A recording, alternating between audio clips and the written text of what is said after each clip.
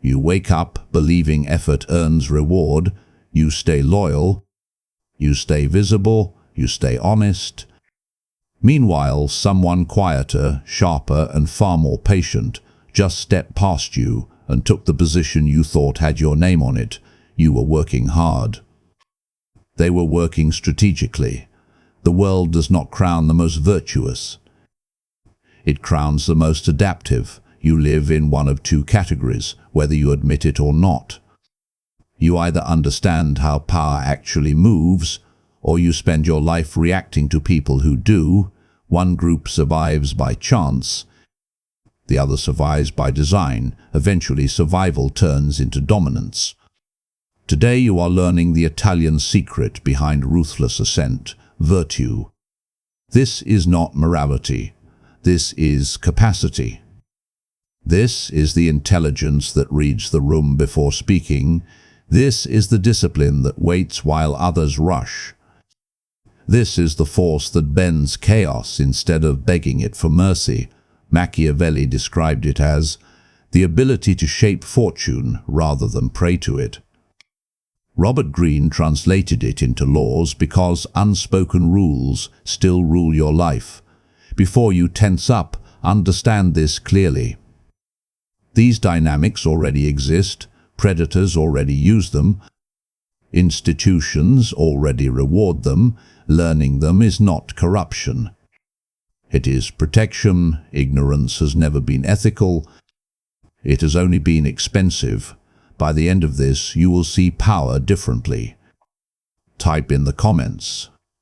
I choose power over permission. Now let me show you how virtue actually works and how it turns nothing into empire. You leak power the moment you announce what you plan to become. You think speaking goals makes them real. It does the opposite. It invites judgment, comparison, interference, and quiet resistance before you have leverage. When people know where you are going, they begin adjusting around you. Some compete.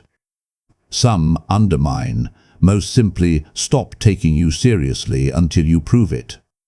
Power hates exposure before maturity. Hidden ambition is not cowardice. It is discipline. You move in silence, so your nervous system stays calm and your focus stays sharp. When you talk too early, you burn emotional fuel on validation instead of execution. Your brain gets a reward before the work is done. Motivation drops. Urgency fades. You feel busy, but nothing compounds. Watch how real operators behave.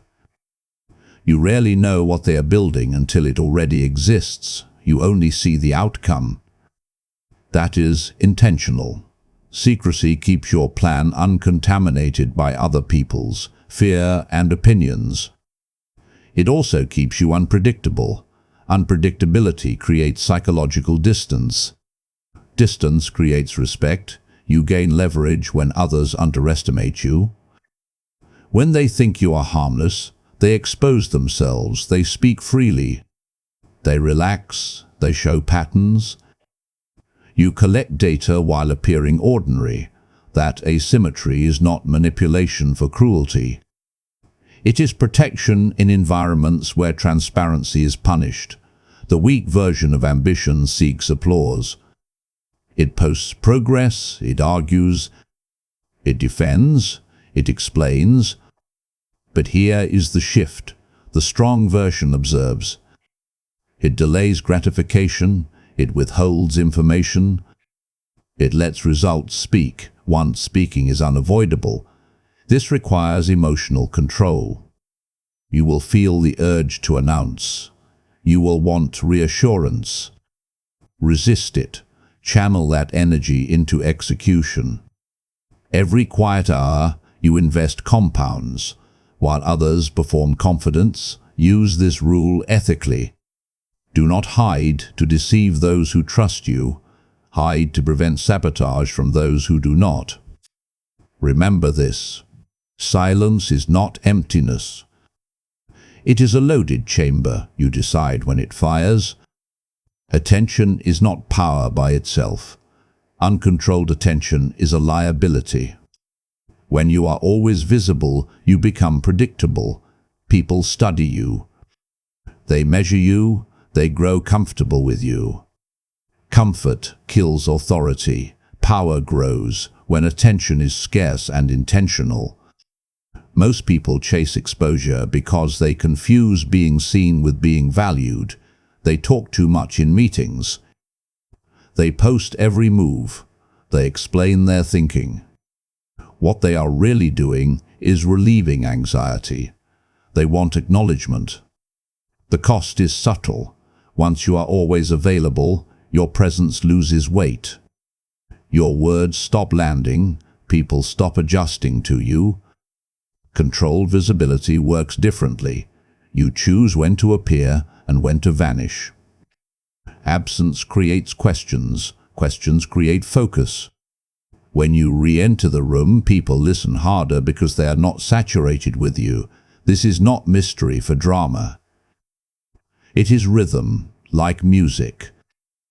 Silence makes the next note hit deeper. Watch executives who last. They do not comment on everything. They do not rush to respond. When pressure rises, they slow down. When others panic, they go quiet. That calm withdrawal signals confidence. It tells everyone else you are not reacting. You are deciding. Here is where it turns dangerous if you misunderstand it. Disappearing completely makes you irrelevant. Dominating every moment makes you disposable. The skill is calibration. Speak when your words change direction. Show up when your presence shifts outcomes. Disappear when noise would dilute your position. Weak players chase attention emotionally. Strong players deploy it strategically.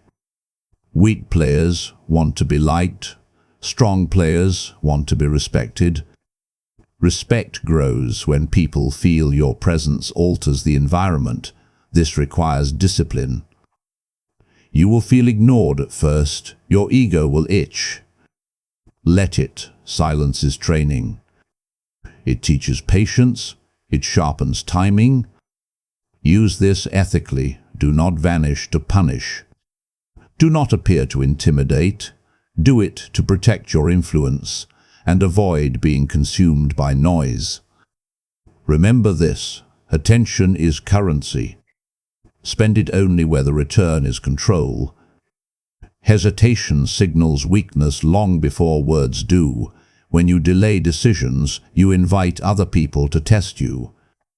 They push boundaries. They question authority. They feel space to resist. This happens fast and mostly unconsciously. The human brain reads uncertainty as an opening. Bold action shuts that opening immediately. When you move with clarity and speed, you create psychological shock. People do not have time to organize opposition. They adjust instead. This is not about recklessness. It is about decisiveness. You can think slowly in private and move fast in public. That contrast is where power lives. Most people confuse patience with waiting. Waiting is passive. Patience is internal control while action stays sharp. The mistake weak players make is stalling under the mask of caution. They want perfect conditions. They want consensus. While they wait, the moment expires and someone else defines reality for them. Watch how pressure works in real environments. In negotiations, the first firm move anchors the frame. In leadership, the first decisive response becomes the standard. In conflict, the person who acts cleanly first often never has to escalate. Boldness compresses chaos into clarity. This works because humans crave direction under uncertainty. When you provide it confidently, people follow even if they disagree. Later they rationalize why your move made sense.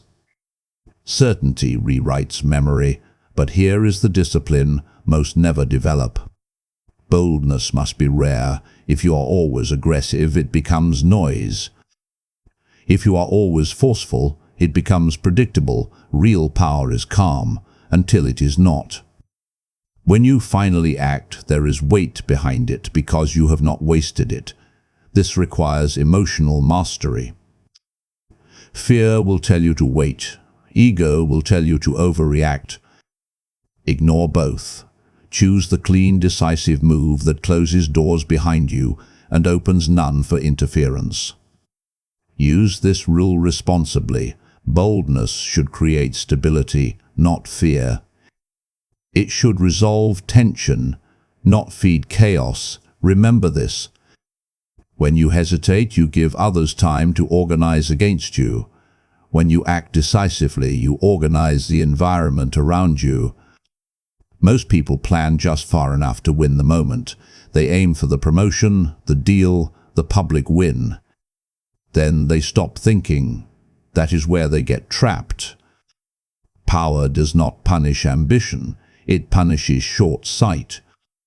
When you do not plan past victory, you walk straight into consequences you did not prepare for. Real strategy starts at the end. You decide how you want the situation to look after the dust settles. Then you work backward. You ask what reactions will follow your move. Who will feel threatened? Who will feel exposed? Who will quietly remember what you did? Every action creates memory. Memory turns into reputation. Reputation decides your future access. Most failures do not come from bad moves.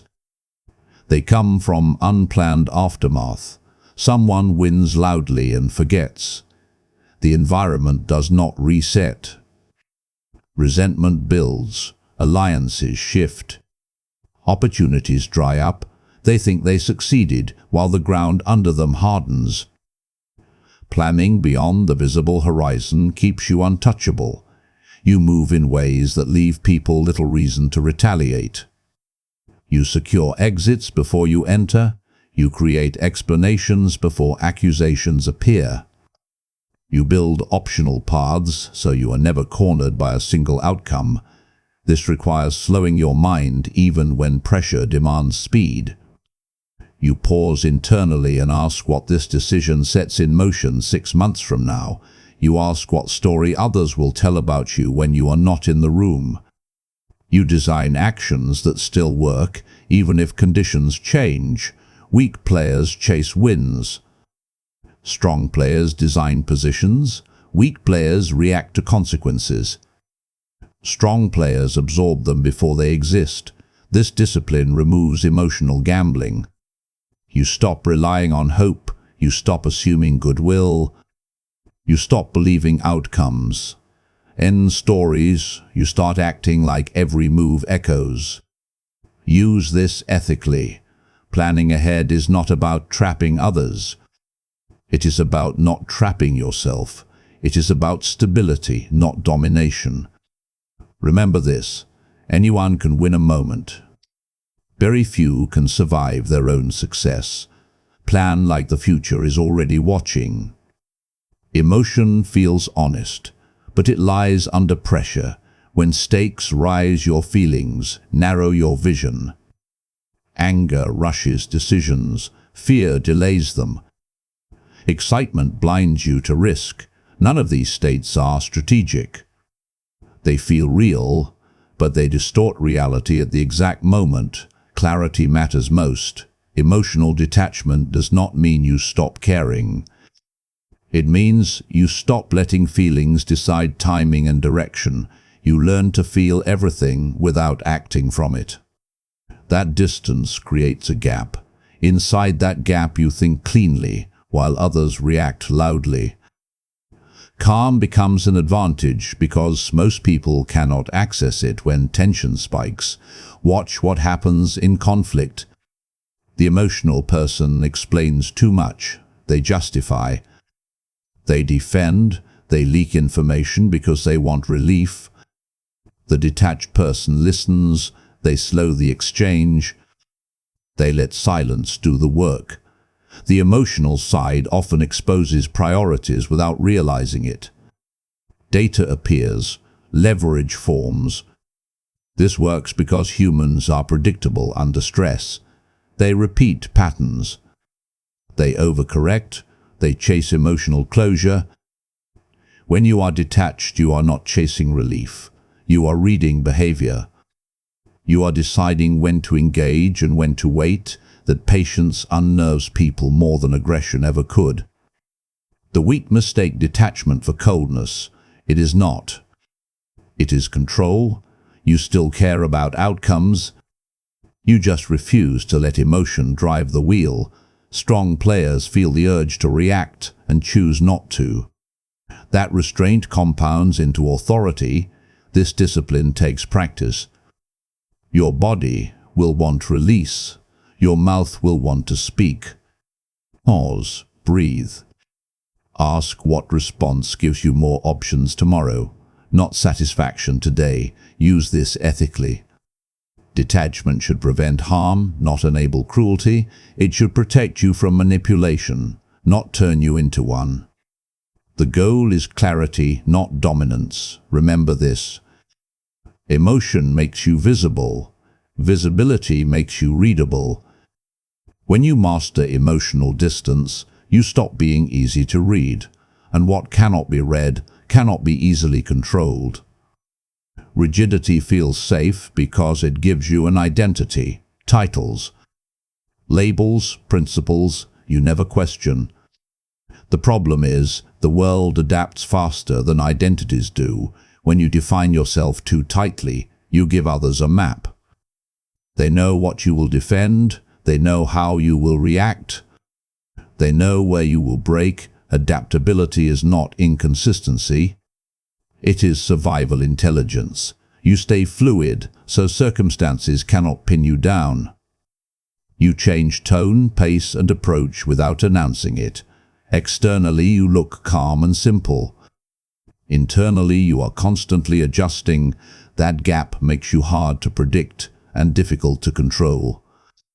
Fixed people rely on reputation alone. They say, "This is just who I am." That statement becomes a cage. Once others know your limits, they push until you fold or force you into reactions you cannot avoid. Flexible people never give that gift. They evolve quietly. They let outdated expectations work against those who hold them. This works because humans think in patterns. Once someone believes they understand you, they stop watching closely. Attention drops. Assumptions replace observation. That is when adaptability becomes lethal. You move in ways that contradict the version of you they trusted, not aggressively. Effortlessly, the strongest players rarely look strong. They look neutral. They look reasonable. They look adaptable. Danger hides in plain sight, because obvious power attracts resistance. Subtle power slips through systems unnoticed. Rigidity also creates emotional attachment. You defend positions even when they no longer serve you. Adaptability lets you abandon sunk costs without ego. You do not argue with reality, you reshape yourself around it. This discipline requires humility. You must accept that who you were yesterday might not work today. That does not mean weakness. It means precision. Survival belongs to those who change shape under pressure. Use this ethically. Adaptability should protect you, not erase your values. Principles can stay firm while tactics stay fluid. That balance is maturity. Remember this. When people think they know exactly who you are already exposed. When you remain adaptable, you stay one move ahead without ever appearing threatening. That is formless power. Power without restraint rots quietly. It may look effective at first, but it always turns inward. When you cross every line, you train yourself to justify anything. Over time, you stop noticing the cost. Relationships decay, judgment blurs. Paranoia grows. You win encounters but lose stability. That is not strength. That is erosion. Ethical restraint is not weakness. It is containment. It gives your power shape so it does not spill everywhere and poison your future. When you know where your line is, you move with confidence instead of fear. You do not second-guess yourself later. You do not lie awake replaying choices. That internal order creates consistency. Consistency creates trust. Trust quietly multiplies influence. Unrestrained players burn fast. They rely on intimidation, deception, and short-term gain. People comply, but they do not commit. Loyalty disappears the moment pressure shifts. Eventually, isolation sets in. When trouble comes, no one absorbs impact with them. Power collapses under its own weight. Restrained players last. They choose battles carefully. They do not exploit everyone just because they can. They protect allies. They honor agreements even when breaking them would be easier. That reputation travels ahead of them. Doors open without force. Resistance softens before confrontation is needed. This works because humans track patterns over time. They forgive mistakes, but not character. When people believe you have limits, they feel safer around you. Safety creates cooperation. Cooperation creates leverage that fear never sustains. Ethical restraint also protects your mind. You do not have to remember lies. You do not carry constant suspicion. Your focus stays external instead of defensive. Clarity improves. Strategy sharpens.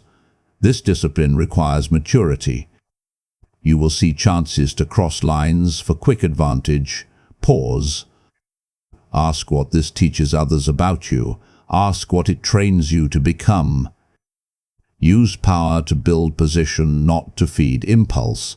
Dominance without direction is noise. Remember this: the most dangerous people are not the most ruthless. They are the ones who can stop. Restraint is not the absence of power. It is proof that you control it. You just learned 7 layers of virtue drawn from the 48 laws of power. But insight sitting in your head does nothing if your behavior stays the same tomorrow. Do not try to master everything at once. Choose one lesson that reflects your current struggle. Apply it deliberately for 7 days. Watch how people respond differently when your moves become quieter, firmer, and more intentional. Remember this clearly: power itself is neutral. It can shield or it can destroy. Use what you learn to guard your future, not to exploit the innocent. Imagine a world where capable people understand power as well as corrupt ones do. That world is more stable, not less. Virtue without strength collapses. Strength without restraint rots. You now stand at 2 paths. One path keeps you reactive, transparent, and emotionally driven. The other makes you strategically aware, composed, and impossible to corner. Not to control others, but to never be controlled again. The question is not whether power exists. The question is which version of yourself will wield it starting tomorrow.